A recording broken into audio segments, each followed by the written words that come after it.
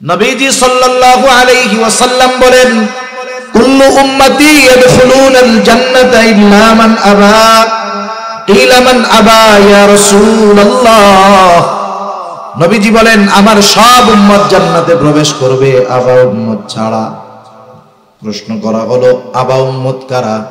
নবীজি বললেন, মান আতাআনি দাখালাল জান্নাহ ওয়া মান আসানি ফাকাদ আবা।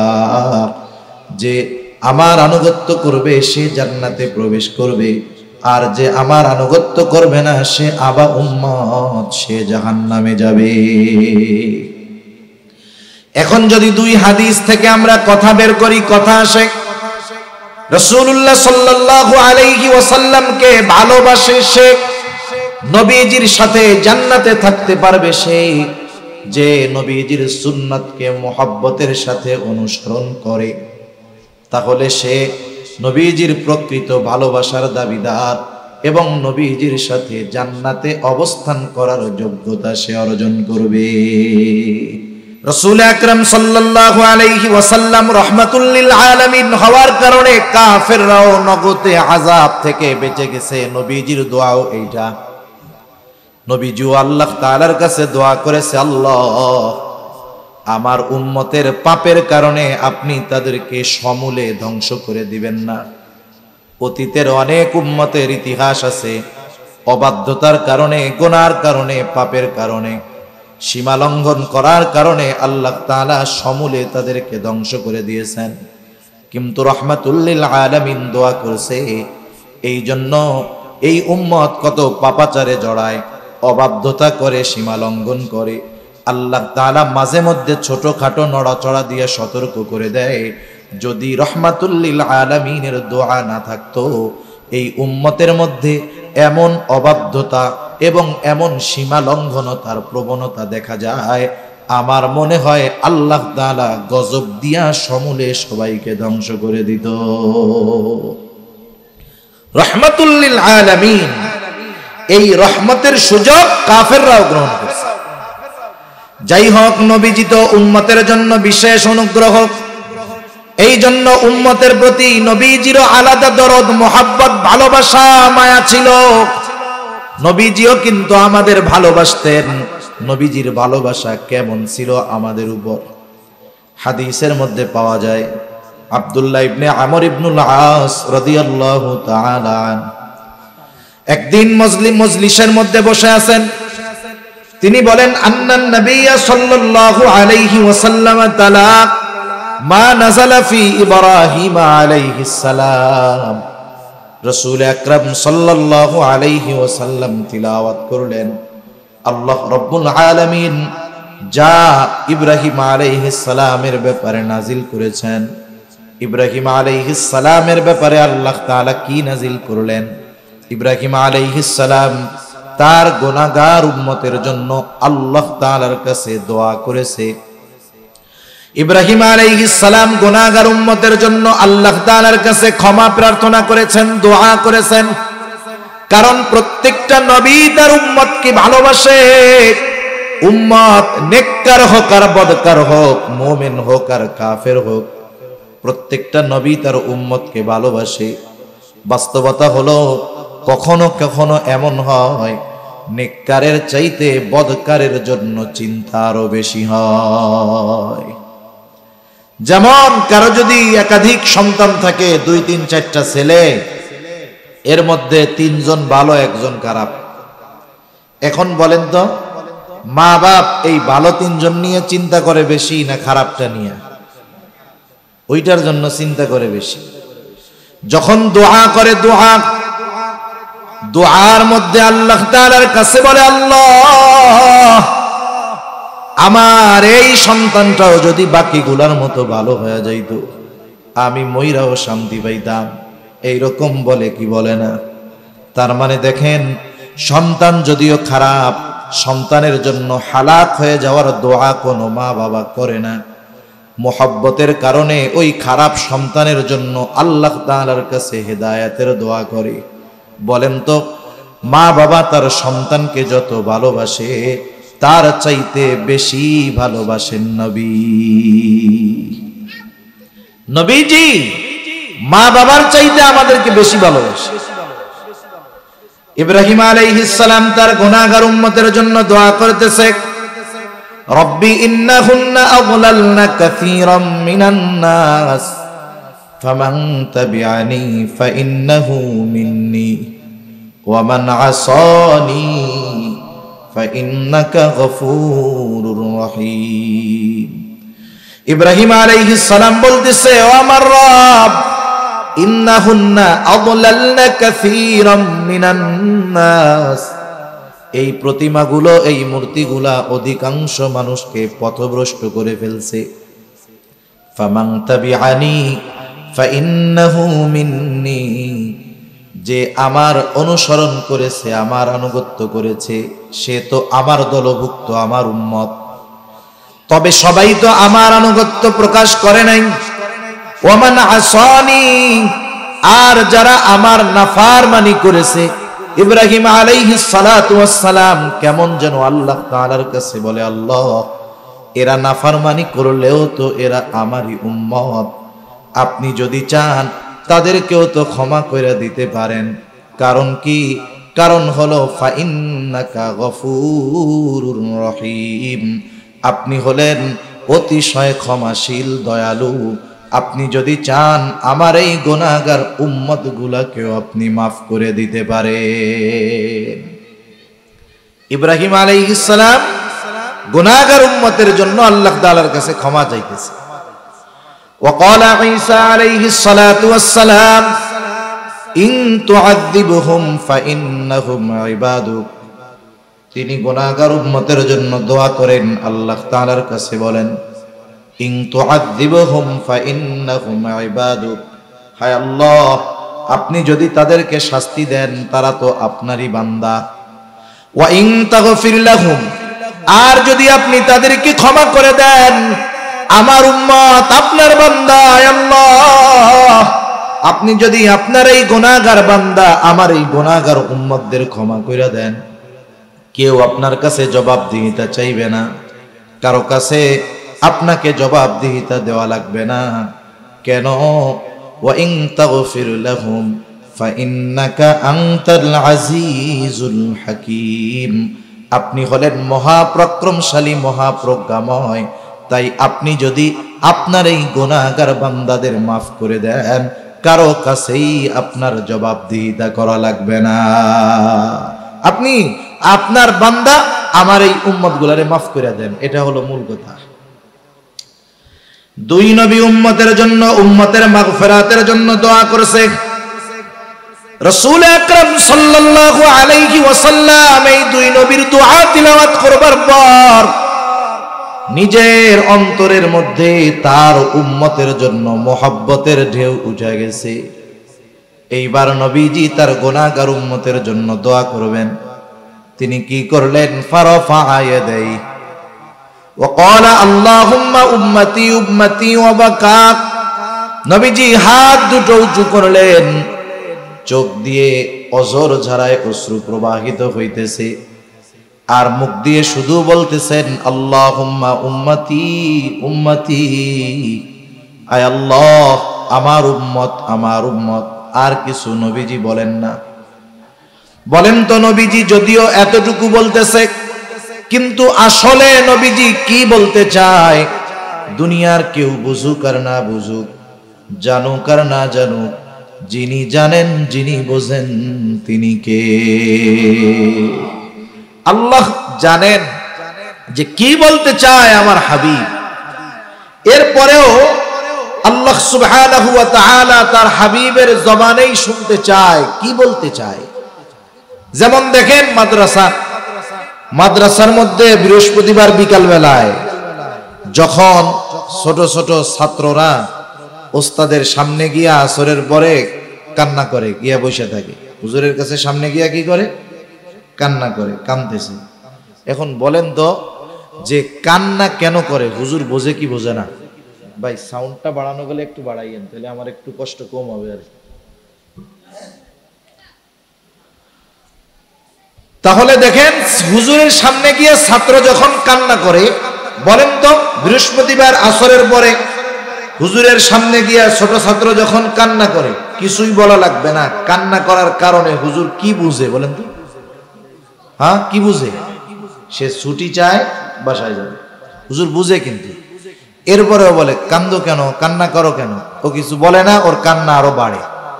হুজুর বলে, এই যতক্ষণ না তুমি বলবা কি জন্য কান্না করো, কাজ হবে না। এবার কান্না করতে করতে হুজুর আমি বাসায় যাব। এবার কি বলে হুজুর, যাও তোমার ছুটি, আগামী দিন আবার সন্ধ্যার আগে চলে আসবে। এখন যখন ছুটির ঘোষণা পাইছে, কান্দা আছে নাকি? চোখের পানি শুকানোর আগে দেখবেন মুখের মধ্যে হাসি ফুটে উঠছে। আল্লাহ রাব্বুল আলামিন জানেন নবীজি কি বলতে চায়। এরপরেও জিবরাইল আলাইহিস সালাতু ওয়াস সালামকে বলতেছে, জিবরাইল যাও, মুহাম্মদ কেন কান্না করে, কান্নার কারণ জিজ্ঞাসা করো। জিবরাইল আলাইহিস সালাতু ওয়াস সালাম হাজির, এসে বলে, ইয়া রাসূলুল্লাহ, আপনার কান্নার কারণ কি? যদিও আল্লাহ তাআলা সব জানেন, এরপরেও তিনি জানতে চান। এইবার নবীজি উম্মতের ব্যাপারে সব কথা জিবরাইল আলাইহিস সালামের কাছে বললেন। উম্মতের ক্ষমার কথা, মাফের কথা জিবরাইল আলাইহিস সালাম আল্লাহ তাআলার কাছে গিয়ে বললেন, আল্লাহ, আপনার হাবিবের কান্নার কারণ হইল এইটা। আল্লাহ তাআলা জিবরাইল আলাইহিস সালাতু ওয়াস সালামকে বললেন, যাও আমার হাবিব মুহাম্মদকে জানায় দাও, আমি অচিরেই তাকে তার উম্মতের ব্যাপারে সন্তুষ্ট করব, তাকে আমি তার উম্মতের ব্যাপারে অসন্তুষ্ট করব না। নবীজির কাছে আয়েশা জিবরাইল আলাইহিস সালাম এই খবর জানায় দিলেন। চিন্তার কোনো কারণ নাই ইয়া রাসূলুল্লাহ, আল্লাহ তাআলা আপনাকে আপনার উম্মতের ব্যাপারে সন্তুষ্ট করবে। এই জন্য নবীজি যখনই সুযোগ পাইতেন উম্মতের কল্যাণের কথা চিন্তা করতেন। নবীজি যখনই সুযোগ পাইতেন আল্লাহ তাআলার কাছে তার গুনাহগার উম্মতের ক্ষমার কথা বলতে। মুহাব্বতের কারণে, ভালোবাসার কারণে। রাসূল আকরাম সাল্লাল্লাহু আলাইহি ওয়াসাল্লাম ছিলেন উম্মতের ব্যাপারে সর্বোচ্চ কল্যাণকামী। এই জন্য কোন জিনিস উম্মতের জন্য কল্যাণকর, কোন সময় কল্যাণকর, কোন জায়গায় কল্যাণকর, নবীজি এই বিষয়গুলো খেয়াল রাখতেন।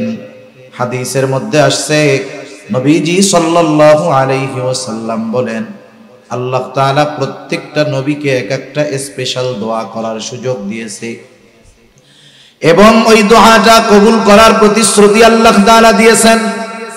সব নবী দুনিয়ায় তার উম্মতের ব্যাপারে ওই দোয়া করে ফেলছে, আর ওই দোয়াটা আমি সংরক্ষণ করে রেখেছি।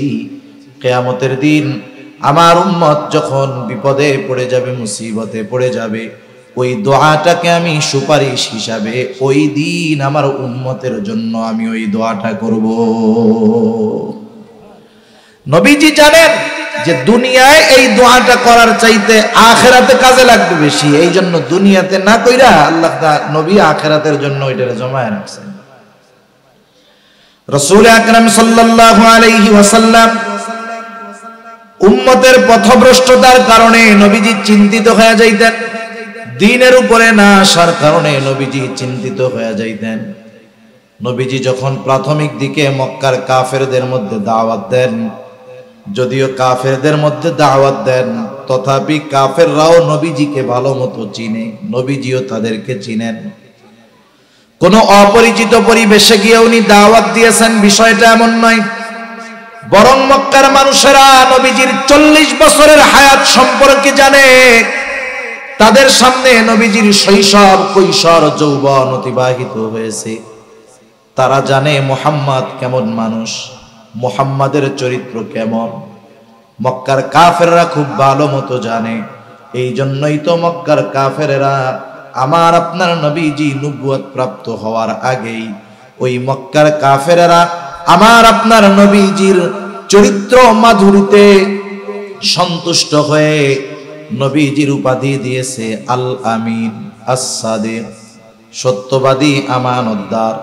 ওই সত্যবাদী আমানতদার মানুষটা যখন ওই মক্কার কাফেরদের কাছে গিয়ে চিরন্তন সত্যর দাওয়াত দেওয়া শুরু করলেন, মক্কার কাফেররা নবীজির দাওয়াত গ্রহণ করেন না।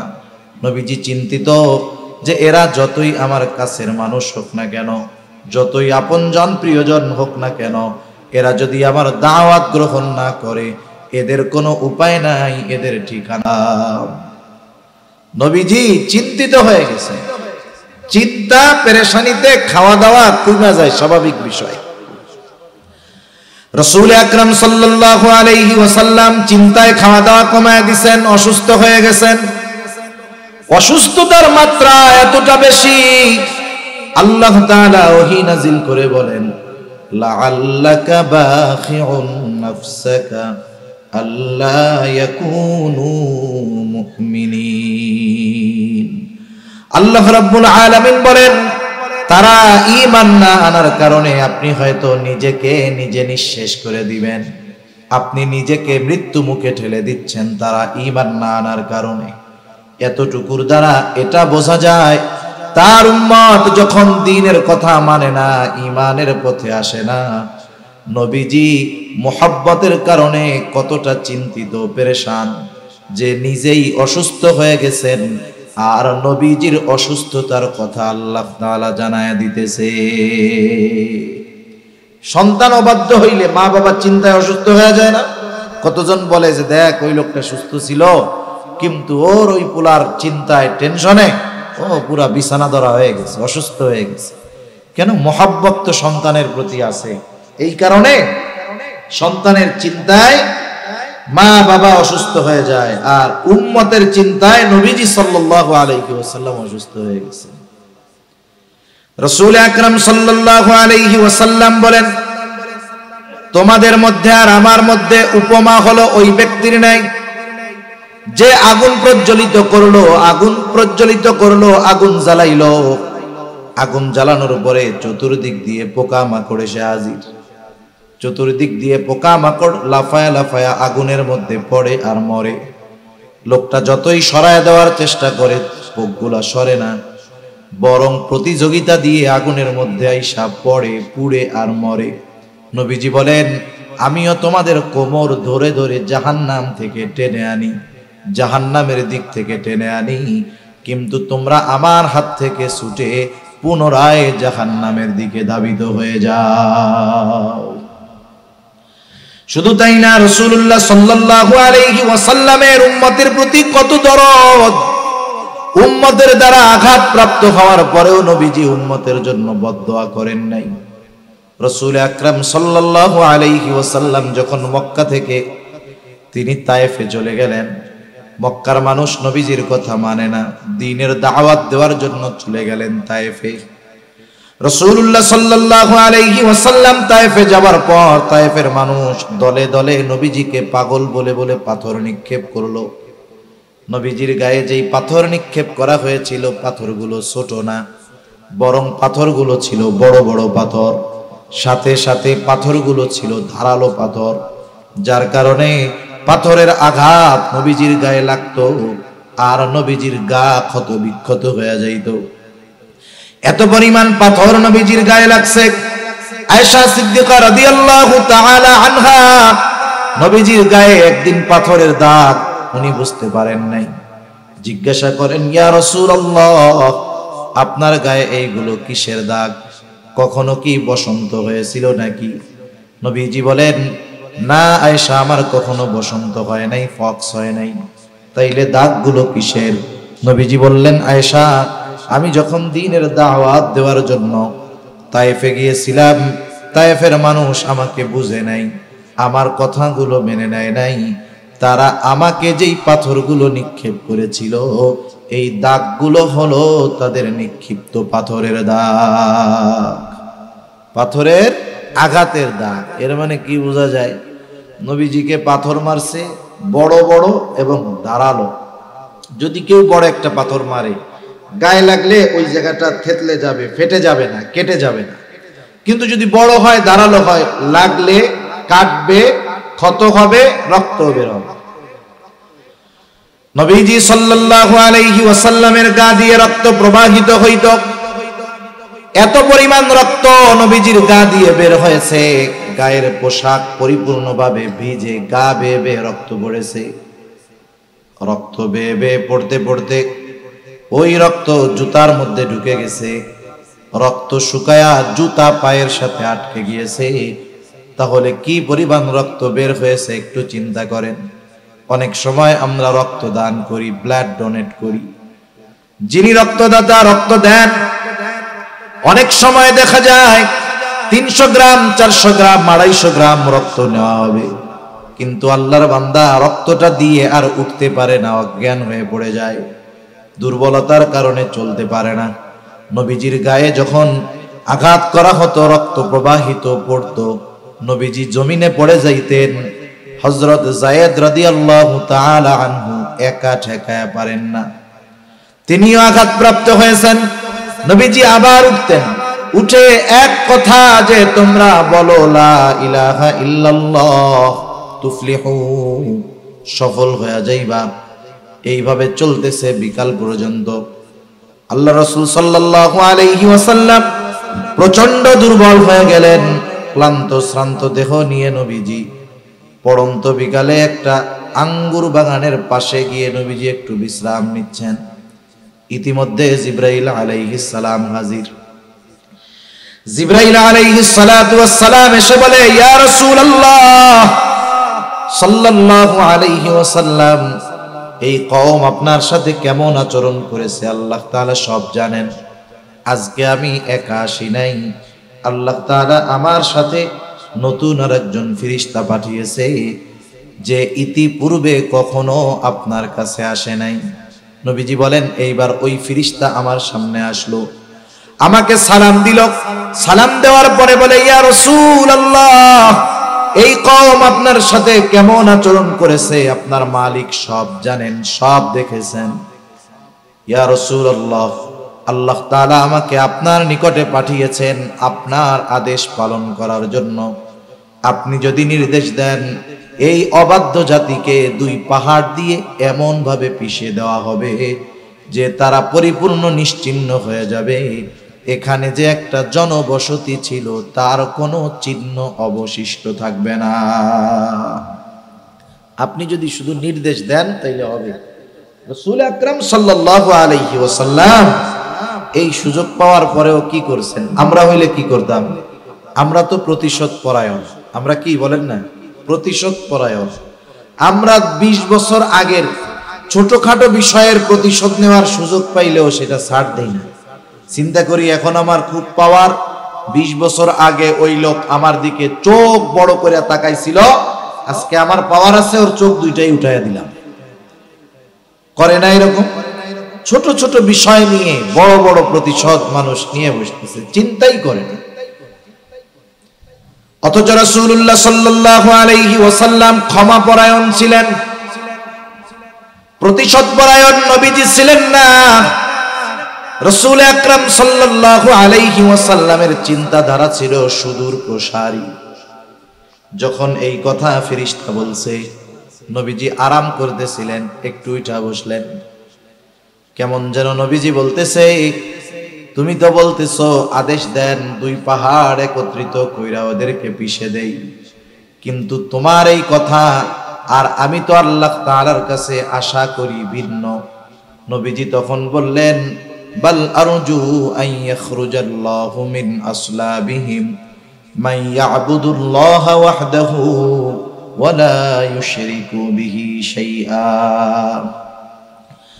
নবীজি সাল্লাল্লাহু আলাইহি ওয়াসাল্লাম বললেন, বরং আমি তো আল্লাহ তাআলার কাছে এই আশা পোষণ করি যে আল্লাহ তাআলা এদের মধ্য থেকে এমন এক জাতি বের করবে, এমন এক প্রজন্ম বের করবে যারা এক আল্লাহর ইবাদত করবে, তার সাথে কারো শরীক করবে না। তুমি তো বলতেছো আদেশ দেন 2 পাহাড় মিশাইয়া পিষে দেই, আর আমি তো আশা করতেছি এদের অবস্থা যা হয় হোক, হয়তো আল্লাহ তাআলা এদের মধ্য থেকে এমন মানুষ বের করবে যে ওরা এক আল্লাহর ইবাদত করবে, কারো সাথে শরীক করবে না। নবীজি সাল্লাল্লাহু আলাইহি ওয়াসাল্লামের কিয়ামত পর্যন্ত যত উম্মত আসবে তাদের প্রতি ভালোবাসার নিদর্শন নবীজি রেখে গেছেন। রাসূলুল্লাহ সাল্লাল্লাহু আলাইহি ওয়াসাল্লাম একদিন সাহাবা একরামের সাথে পথ চলতেছিলেন। হঠাৎ করে নবীজি বলেন, আমার ভাইদেরকে দেখতে মন চায়। সাহাবায়ে কেরাম বলে, ইয়া রাসূলুল্লাহ, আমরা কি আপনার ভাই নই? নবীজি বললেন, তোমরা আমার সাহাবী, তাহলে আপনার ভাই কারা? নবীজি বললেন, আমার ভাই হলো তারা যারা আমার পরে আমাকে না দেখে আমার উপরে ঈমান আনবে, তারা হলো আমার ভাই। এর দ্বারা নবীজি কিয়ামত পর্যন্ত যত মুমিন আসবে সব উম্মতের প্রতি দরদ, মোহাব্বত, ভালোবাসার চিহ্ন নবীজি রেখে গেছেন। সুবহানাল্লাহ। নবীজির প্রতি উম্মতের প্রতি নবীজির দরদ কত বেশি বলতে গেলে আরো অনেক লম্বা সময় চলে যাবে। দেখেন, এই দরদ, এই মায়া, এই ভালোবাসা, এটা যে শুধু দুনিয়ায় তা না, পরকালেও নবীজি আমাদের সবচাইতে বেশি ভালোবাসবে। সুবহানাল্লাহ। কিয়ামতের দিন, যেই দিন দুনিয়ার কোন আপনজন প্রিয়জন আমার আপনার পরিচয়কে স্বীকার করতে চাইবে না।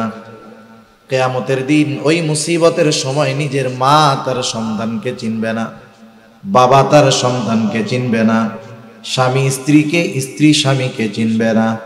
আল্লাহ তাআলা কোরআনুল কারীমের মধ্যে সেই অবস্থার কথা বর্ণনা করে বলেন, ইয়াউমা ইয়াফিরুল মারউ মিন আখিহি ওয়া উম্মিহি ওয়া আবিহি ওয়া সাহিবাতিহি ওয়া বানিহি।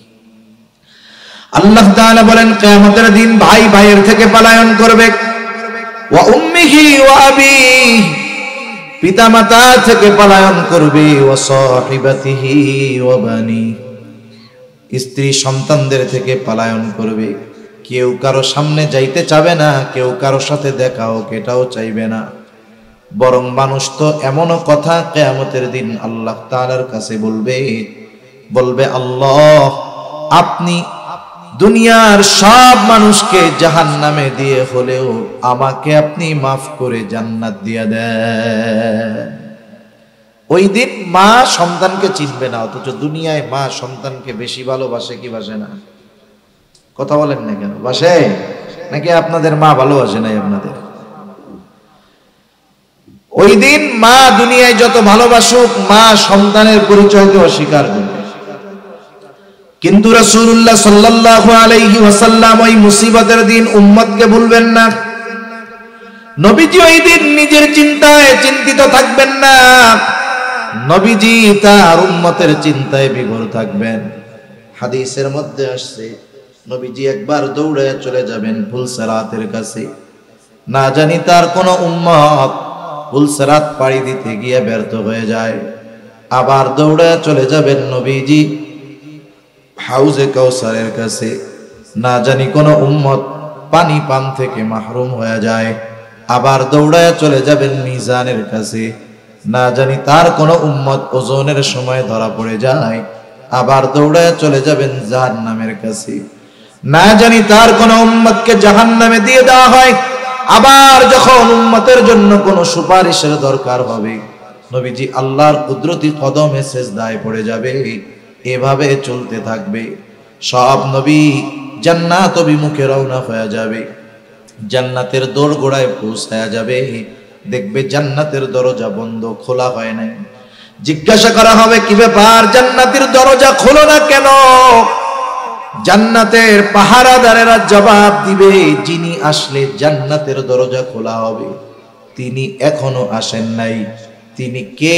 তিনি কোথায় আছেন? জবাবে বলা হবে, তিনি হলেন মুহাম্মাদুর রাসূলুল্লাহ সাল্লাল্লাহু আলাইহি ওয়াসাল্লাম। তিনি না আসা পর্যন্ত জান্নাতের দরজা খোলা হবে না। কোথায় তিনি? তিনি এখনো হাসরের ময়দানে উম্মতের চিন্তায় বিভোর। যতক্ষণ না আল্লাহ তাআলার কাছ থেকে তার ওই উম্মত যার যাররা পরিমাণ ঈমান ছিল তার ব্যাপারেও যতক্ষণ না আল্লাহ তাআলার কাছ থেকে জান্নাতের নিশ্চয়তা নবীজি পাবেন, ততক্ষণ পর্যন্ত নবী নিজে জান্নাতে প্রবেশ করবে না। আমরা ওই নবীর উম্মত, যেই নবীর আমাদের প্রতি এত ভালোবাসা। এ ভালোবাসার গভীরতা কত বেশি! যে উম্মতের প্রতি নবীজির ভালোবাসার স্বয়ং সাক্ষ্য দিয়েছেন আল্লাহ।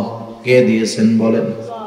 অনেক সময় সাক্ষীকে এর উপরে কথাটাকে গ্রহণ করা হয়।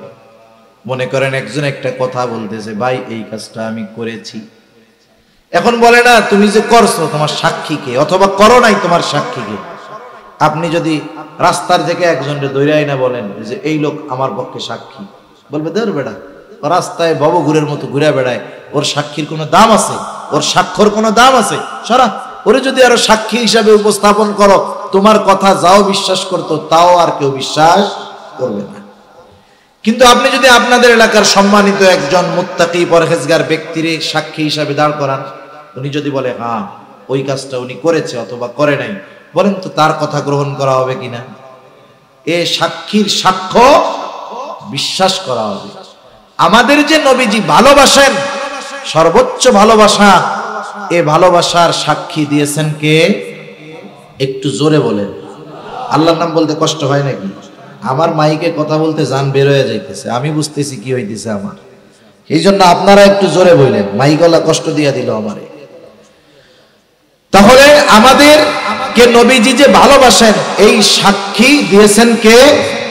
আল্লাহ তাআলা দিয়েছেন। আল্লাহ রাব্বুল আলামিন বলেন, লাকাদ জাআকুম রাসূলুম মিন আনফুসিকুম আজিজুন আলাইহি মা আনিতুম হারিসুন আলাইকুম বিল মুমিনিনা রাউফুর রহিম। আল্লাহ তাআলা বলেন, লাকাদ জাআকুম রাসূলুম মিন আনফুসিকুম, তোমাদের জন্য তোমাদের মধ্য থেকে এমন একজন রাসূলের আগমন ঘটেছে, যেই রাসূল আজিজুন আলাইহি মা আনিতুম, তোমাদের জন্য যেটা কষ্টের সেটা তার জন্য কষ্টের। তার মানে উম্মত যেটাতে কষ্ট পায় নবীজিও সেটাতে কষ্ট পায়। সুবহানাল্লাহ। একটু চিন্তা করে দেখেন, উম্মতের জন্য যেটা কষ্টের নবীজিও সেটাতে কষ্ট পায়। উম্মত যদি জাহান্নামে যায় উম্মতের জন্য কষ্টের, উম্মত জাহান্নামে গেলে এটা নবীজির জন্য কষ্ট পাওয়ার বিষয়। এই জন্য নবীজি হলেন আজিজ। আল্লাহ তাআলা বলতেছেন তোমাদের জন্য যেটা কষ্টের সেটা তার জন্য কষ্টের। 2 নাম্বার, আল্লাহ তাআলা বলেন ওই রাসূল তোমাদের জন্য হলেন হারিস। নবীজি হলেন তোমাদের জন্য কল্যাণকামী, সমব্যথী কল্যাণকামী। মনে করেন আপনি একজনের কাছে আপনার কষ্টের কথা বলতেছেন, খুব হৃদয় বিদারক কথাগুলো আপনি বলতেছেন কথা, আর উনি ওইদিকে আর একজনের সাথে হো হো করতেছে, হাসাহাসি করতেছে। আপনি কি বুঝবেন? যে সে আমার কথাগুলো গুরুত্ব সহকারে শুনতেছে না, বরং সে যদি কান লাগায় আপনার কথা শুনে আর মাঝে মধ্যে বলে আহারে এটা তো খুব কষ্টের, আপনি খুব কষ্টে আছেন, বলেন তো ওই ব্যক্তির কাছে কথাগুলো বলার পরে আপনার কথাটা বা দিলটা, অন্তরটা একটু হালকা হবে কি হবে না? নবীজির কাছে যখন কেউ কোনো কষ্টের কথা বলতো সাহাবায়ে কেরাম, নবীজির ভাবটা এমন হইতো যে ওই লোক ওই কারণে যে কষ্ট পাইতেছে নবীজিও সেই কষ্টটা পরিপূর্ণভাবে অনুভব করতেছে। এজন্য সাহাবায়ে কেরামের সাথে নবীজির এত সম্পর্ক, গভীরতা কেন? যে সাহাবায়ে কেরামের সাথে নবীজি এই ধরনের আচরণ, উপমা আমাদের জন্য রেখে গেছেন। একজন আপনা থেকে আপনা লোক, একবারে গ্রাম্য মূর্খ লোক, অশিক্ষিত লোক, দরিদ্র লোক, এও নবীজির কাছে যখন আয়েশা বলতো কিছু কথা, এটা যদি তার কষ্টের কথা হতো নবীজি এমন ভাবে শুনতেন ওই লোক মনে করতো আহারে আমার এই কষ্টটা নবীজিও পাইতেছে। সুবহানাল্লাহ। আবার যখন কেউ কোনো আনন্দের কথা আয়েশা বলতো, নবীজি এমন ভাবে উৎফুল্লতা দেখাতেন যে ওই লোকের আনন্দে নবীজিও কেমন যেন আনন্দিত হয়ে গেছেন। সুবহানাল্লাহ। এজন্য নবীজি ছিলেন সমব্যথী, উম্মতের জন্য কল্যাণকামী, আর মুমিনদের জন্য বিশেষ করে বিল মুমিনিনা রাউফুর রহিম। মুমিনদের জন্য নবীজি হলেন রাউফ, মুমিনদের জন্য নবীজি হলেন রহিম, রাউফুর রহিম। আল্লাহ তাআলার গুণবাচক নামগুলোর মধ্যে থেকে অন্যতম 2টা গুণবাচক নাম। দুনিয়ার কোন মাখলুক রউফ হতে পারে না, দুনিয়ার কোন মাখলুক রহিম হতে পারে না, কিন্তু আল্লাহ তাআলা আমার আপনার প্রতি, উম্মতের প্রতি নবীজির কত দরদ, এই দরদের বিষয়টা বুঝাতে গিয়ে আল্লাহ তাআলা নিজের শানে যেই শব্দ, ওই শব্দটা আল্লাহ তাআলা তার হাবিবের শানে ব্যবহার করেছে। আল্লাহ তাআলা বলতেছে, শোনো, এমন রাসূল, যেই রাসূল মুমিনদের জন্য রউফ, অতি সদয়, পরম দয়ালু মুমিনদের জন্য। এ কথার দ্বারা কি বোঝা যায়? মুমিন যে তার উম্মতকে কত মোহাব্বত করেন, ভালোবাসেন, এই ভালোবাসা দুনিয়ার কোনো ক্যালকুলেটর দিয়ে হিসাব করা যাবে না। এই ভালোবাসা কত গভীর, কত বেশি, এই ভালোবাসার স্বয়ং সাক্ষী দিলেন কে? এর দ্বারা একথা সুস্পষ্ট যে নবীজি আমাদেরকে কল্পনাতীত ভালোবাসেন। এখন স্বাভাবিক মানুষের যুক্তি কি বলে? যে আমাকে ভালোবাসবে তার প্রতি ভালোবাসা থাকার দরকার আছে না নাই? উনি আমাদেরকে ভালোবাসেন, এটা তো বড় এক নেয়ামত, শুকরিয়া আদায় করার দরকার। মাল্লাম ইয়াশকুরিন্নাস ফালাম ইয়াশকুরিল্লাহ। যে মানুষের কৃতজ্ঞতা প্রকাশ করে না, সে আল্লাহরও কৃতজ্ঞতা প্রকাশ করে না। এখন আমাদের কাজ কি? নবীজিকে ভালোবাসেন, ঠিক না বলেন? নবীজি মা বাবার চাইতে বেশি ভালোবাসে না কম ভালোবাসে? তাইলে নবীজিকে আমাদের কি মা বাবার চাইতে বেশি ভালোবাসতে হবে না কম ভালোবাসতে হবে? বলেন তো, আমরা আমাদের নিয়ে যত চিন্তিত, তার চাইতে নবীজি বেশি চিন্তিত না কম চিন্তিত? এটা মনে রাখেন। আমরা আমাদের ব্যাপারে যত চিন্তিত, আমরা নিজের ব্যাপারে যত চিন্তিত, তার চাইতে নবীজি আমাদের ব্যাপারে বেশি চিন্তিত। সুবহান। এখন সেই নবীর প্রতি আমাদের জীবনের চাইতে বেশি ভালোবাসা থাকার দরকার আছে না নাই? আরে মা বাবার প্রতি ভালোবাসা আপ ডাউন হওয়ার সুযোগ আছে। মা বাবার প্রতি ভালোবাসা বাড়বে, কিন্তু মা বাবা যদি আল্লাহর নাফরমানি করে ভালোবাসা কমবে। যদি প্রয়োজনে বাবার বিরুদ্ধে অস্ত্র ধারণ করতে হয় দিনের কারণে, অস্ত্র ধারণ করতে হবে। সাহাবায়ে কেরাম দেখায় গেছে, ঠিক কিনা বলেন? উপমা উদাহরণ আছে, বুড়ি বুড়ি ঘটনা আছে, বলার সুযোগ নাই।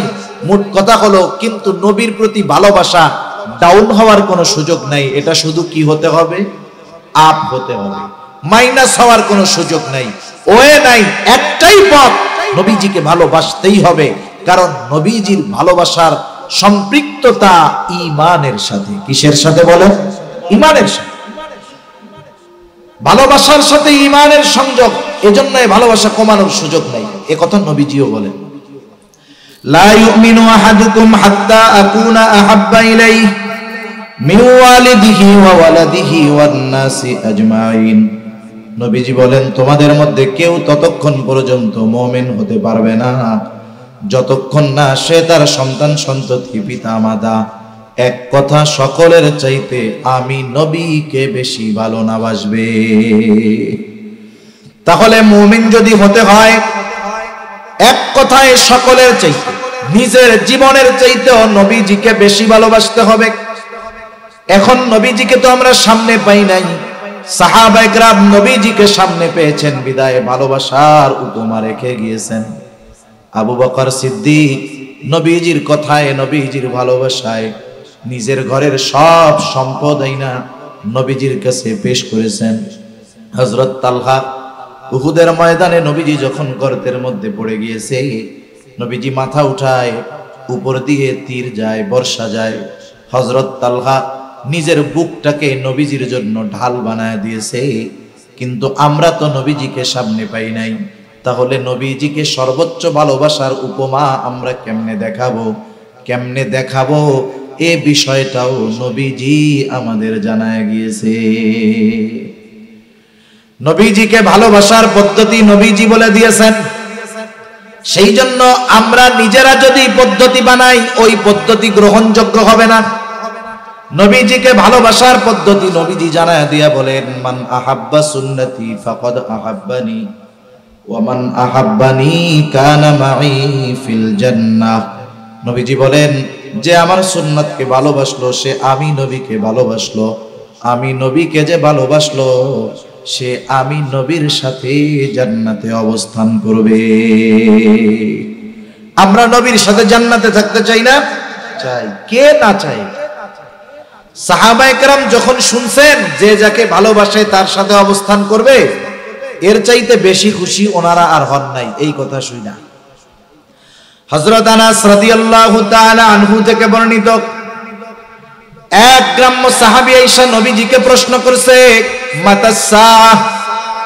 তার প্রশ্নের ভাবে নবীজি তার প্রশ্নের জবাব না দিয়ে উল্টা তাকে প্রশ্ন করেছে মা আ'দাত লাহা, তুমি যে কিয়ামতের জন্য অপেক্ষা করতেছো, কিয়ামত কখন আসবে বলতেছো, তুমি কিয়ামতের জন্য কি প্রস্তুতি নিয়েছো? লোকটা গ্রাম্য মানুষ, সহজ সরল উত্তর, আমি আল্লাহ এবং তার রাসূলকে ভালোবাসি। নবীজি দেখলেন এই লোকের কথার জবাবের মধ্যে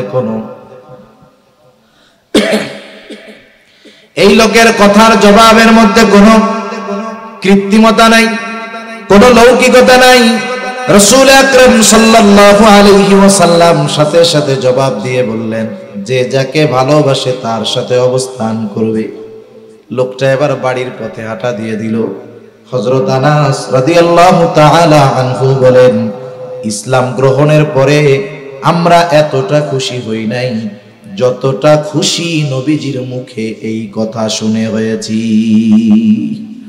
তিনি বলেন, আমি আল্লাহ এবং তার রাসূলকে ভালোবাসি, আমি আবু বকর ওমর রাদিয়াল্লাহু তাআলা আনহুমাকে ভালোবাসি, যদিও তাদের মতো আমল করতে পারি নাই, তবে আমি এই ব্যাপারে আশা করি জান্নাতে আমি রাসূলুল্লাহ সাল্লাল্লাহু আলাইহি ওয়াসাল্লাম, আবু বকর এবং ওমর রাদিয়াল্লাহু তাআলা আনহুমার সঙ্গী হতে পারবো। ভালোবাসার কারণে। কিসের কারণে? ভালোবাসার কারণে। এখন নবীর সাথে যে জান্নাতে গিয়ে থাকতে হবে, থাকতে হলে তো জান্নাতে যাওয়া লাগবে নাকি? জান্নাতে না গেলে তো আর সাথে থাকা যাবে না। এখন জান্নাতে যাওয়ার সহজ পথ নবীজি বলে দিয়েছেন। নবীজি সাল্লাল্লাহু আলাইহি ওয়াসাল্লাম বলেন, কুল্লু উম্মতি ইয়াদখুলুনাল জান্নাতা ইল্লা মান আবা। কিলা মান আবা ইয়া রাসূলুল্লাহ। নবীজি বলেন, আমার সব উম্মত জান্নাতে প্রবেশ করবে, আবা উম্মত ছাড়া। প্রশ্ন করা হলো, আবা উম্মত কারা? নবীজি বললেন, মান আতাআনি দাখালাল জান্নাহ ওয়া মান আসানি ফাকাদ আবা। যে আমার আনুগত্য করবে সে জান্নাতে প্রবেশ করবে, আর যে আমার আনুগত্য করবে না সে আবা উম্মত, সে জাহান্নামে যাবে। এখন যদি দুই হাদিস থেকে আমরা কথা বের করি, কথা আসে রাসূলুল্লাহ সাল্লাল্লাহু আলাইহি ওয়াসাল্লামকে ভালোবাসে সে, নবীজির সাথে জান্নাতে থাকতে পারবে সে, যে নবীজির সুন্নাতকে মুহাব্বতের সাথে অনুসরণ করে, তাহলে সে নবীজির প্রকৃত ভালোবাসার দাবিদার এবং নবীজির সাথে জান্নাতে অবস্থান করার যোগ্যতা সে অর্জন করবে। তাহলে নবীজির সুন্নাতকে মুহাব্বতের সাথে অনুসরণ করা ছাড়া নবীজিকেও ভালোবাসা হয় না, নবীজির সাথে জান্নাতেও থাকা যাবে না। এটাই বাস্তবতা। অনেক সময় আমরা সুন্নাত ভালোবাসি, সুন্নাত ওয়ালাকেও ভালোবাসি, কিন্তু নিজে সুন্নাত ওয়ালা হইতে চাই না। বিষয়টা তো এরকম। আমাদের সুন্নাত এবং সুন্নাত ওয়ালাদেরকেও ভালোবাসতে হবে, নিজেও সুন্নাত ওয়ালা হইতে হবে। না হলে নবীজির প্রতি বাস্তব ভালোবাসার যেই উদাহরণ, এটা মুখ দিয়ে বললে হবে না, প্রমাণ দিতে হবে নিজে আমলের মাধ্যমে। ঠিক কিনা বলে? নবীজির সুন্নাত মানতে গিয়ে অনেকে অনেক কথা বলতে পারে। হুজুর মানুষ তো লম্বা জামা পাঞ্জাবি পরবে, এটা স্বাভাবিক বিষয়, কিন্তু আওয়াম মানুষ অনেক সময় যখন লম্বা জামা গায়ে দেয়, পাগড়ি পরিধান করে, টুপি পরে থাকে, কয় ওরে বাবা খেজুর হয়ে গেছে, খুসামেরা বলে না, মোল্লা হয়ে গেছে, আরে বাবা জঙ্গি হয়ে গেছে। এটা কেন বললো? নবীজির সুন্নাত মানার কারণে। অনেক সময় অনেকে দাড়ি রাখলে ওই ছেলেটারে এখন খোসামাইরা টিটকারি মইরা 15, 16, 18 বছরের বয়সের ছেলেটারে বলে তুমি তো চাচা হয়ে গেছে। কি বলে? চাচা হয়ে গেছে। এখন কোন ব্যক্তি যদি সুন্নাত অনুসরণ করার কারণে দুনিয়ার মানুষ তাকে তিরস্কার করে, এই দুনিয়ার মানুষের তিরস্কারের কথা চিন্তা করে সুন্নাত বাদ দেওয়া যাবে? সুন্নাত মানতে গিয়ে যদি দুনিয়ার মানুষের তিরস্কৃত হতে হয় দুনিয়ার মানুষের দ্বারা, আশা করা যায় এই তিরস্কারটা কিয়ামতের দিন তার পুরস্কার হয়ে দাঁড়াবে ইনশাআল্লাহ, ঠিক কিনা বলেন? সেজন্য আমরা সুন্নাতের উপরে চলব।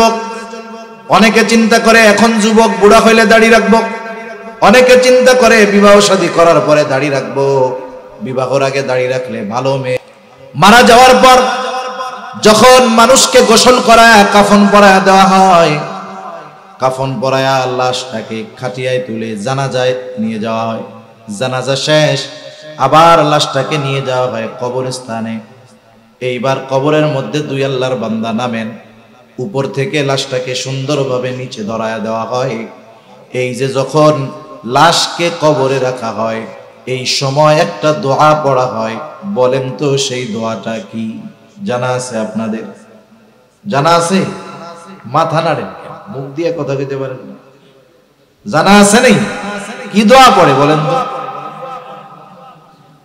এই তো মাশাআল্লাহ সবাই জানেন, বিসমিল্লাহি ওয়া আলা মিল্লাতি রাসূলিল্লাহ।